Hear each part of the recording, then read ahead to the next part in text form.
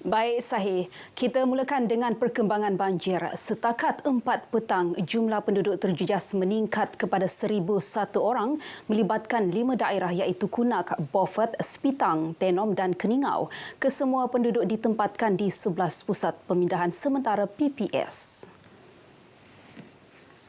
Menurut kenyataan Sekretariat Jawatan Kuasa Pengurusan Bencana Negeri, trend semasa dilaporkan meningkat dan setakat ini 327 keluarga ditempatkan di PPS berbanding 310 keluarga sebelum ini. Tinjauan RTM, Pejabat Kesihatan Kawasan Keningau mengadakan sesi kaunseling trauma kepada penduduk terjejas banjir. Masalah bencana ini kita tidak boleh jangka, jadi seorang pun terkejut. Jadi terima kasih semua sekali lagi sebab yang mana sudi datang menolongkan. Kalau boleh dari pihak-pihak berkenaan, kebajikan atau dari mana-mana pihak yang sudi membantu mangsa-mangsa banjir ini dalam segi keuangan lah, sebab kebanyakan more than 90% barang-barang dapur dorang, baju apa semua, ada yang tinggal sehelai sepinggang.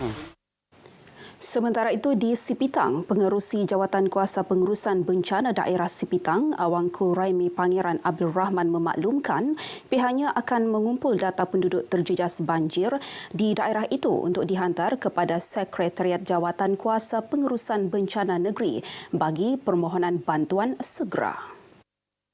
Kita telah tempatkan mereka di kedua-dua PPS ini dan setakat ini kita juga menyediakan perkhidmatan kesihatan, pemeriksaan kesihatan dan makan minum sekarang ini kita jagalah melalui kebajikan, dan yang penting tu kita dapat memberi keselesaan kepada semua kita punya mangsa-mangsa bencana. Saya telah menggerakkan anggota seramai 7 orang untuk bertugas semasa banjir di daerah ini, dan juga menggerakkan kendaraan logistik kalau lokasi-lokasi hotspot banjir lah, dan kita akan membuat by shift lah untuk setiap anggota ini bertugas sama ada di PPS yang akan dibuka dan juga di mana-mana hotspot banjir yang melibatkan pemindahan ataupun tidak. Pertubuhan bukan kerajaan NGO merupakan entiti penting membantu meningkatkan kapasiti bantuan. Justru kepakaran dan jumlah ahli NGO yang ramai perlu dimanfaat kerajaan sebagai pelengkap dalam misi bantuan kemanusiaan. Bagaimanapun, NGO terbabit perlu diberi pendedahan berkenaan mekanisme pengurusan bencana agar bantuan dapat diberikan secara teratur mengikut keperluan. Kita hendak selaraskan peranan NGO di dalam misi-misi bantuan tertentu lah. Sebab kita kadang-kadang kita lihat bahawa dalam sesuatu misi bantuan tersebut berlaku kadang-kadang pertindihan, macam berebut untuk mendapatkan orang bilang mengutamakan siapa yang patut membantu dulu dan sebagainya. Kadang-kadang sumbangan yang dibagi juga kadang-kadang tidak bersesuaian dengan tempat tersebut. Datuk Nur Alam berkata demikian selepas merasmikan program pengenalan dan latih amal simulasi kepada Badan Bukan Kerajaan Misi Bantuan Kemanusiaan di Arena Belia, Kota Kinabalu. Program melibatkan 43 peserta daripada 18 NGO, antaranya Majlis Belia Sabah, Malaysian Relief Agency, Bulan Sabit Merah dan Aman Palestin Berhad. Program bertujuan mendedahkan NGO terhadap sistem pengurusan krisis negara serta penyelarasan bantuan secara sistematik. 3 lelaki tempatan berusia lingkungan 22 hingga 27 tahun ditahan dalam 2 serbuan berasingan sekitar Penampang atas kesalahan memiliki dada jenis syabu. Turut dirampas syabu seberat 3.57 kilogram. Semua tangkapan dan rampasan disesat di bawah Seksyen 39B Akta Dada Berbahaya 1952. Jika sabit kesalahan, boleh membawa kepada hukuman mati mandatari. Siasatan awal pihak polis mendapati sindiket ini dipercayai mula aktif lebih kurang 2 bulan lalu mengedar dada syabu untuk bekalan di kawasan Kota Kinabalu, Penampang dan Tawau. Dalam sidang media di Penampang, Haris memberitahu bekalan dada dipercayai diperoleh daripada Perkhidmatan Korea. Sehubungan itu, beliau meminta pihak Perkhidmatan Korea agar memberi kerjasama membuat laporan segera sekiranya mengesyaki terdapat bungkusan atau kiriman mencurigakan. Ketiga-tiga suspek kini direman di bawah Seksyen 117 Kanun Prosedur Jenayah hingga 8 November.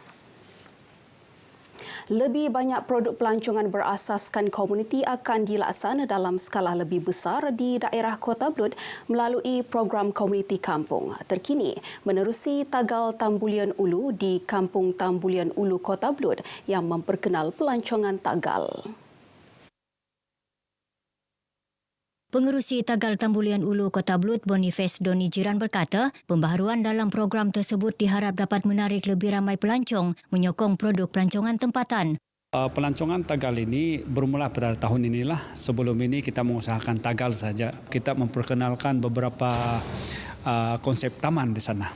Yang pertama Taman Kebudayaan, Taman Flora dan Fauna, dan juga Taman Taj Mahal yang macam di luar negara itu, Taman Rumah Atas Pokok, begitu ada lagi Taman CSR.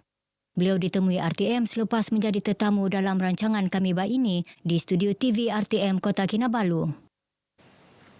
Dewan Bandaraya Kota Kinabalu DBKK menyasarkan 670 penyertaan bagi program KK Clean Up Day Sinsuran yang diadakan sepanjang November ini.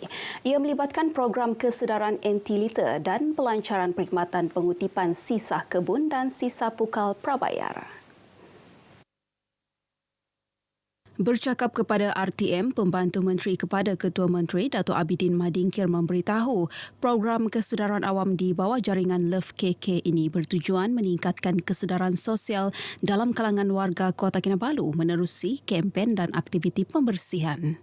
Memberi kerjasama kepada pihak DBKK untuk bukan saja memberi kesedaran, tetapi juga untuk memastikan kebersihan di bandaraya. Mereka yang tinggal di taman-taman perumahan ini dapat memainkan peranan yang penting supaya sampah sarap itu bukan dibuang di longkang ataupun di flood mitigation ini, karena ini juga akan mencamarkan alam sekitar.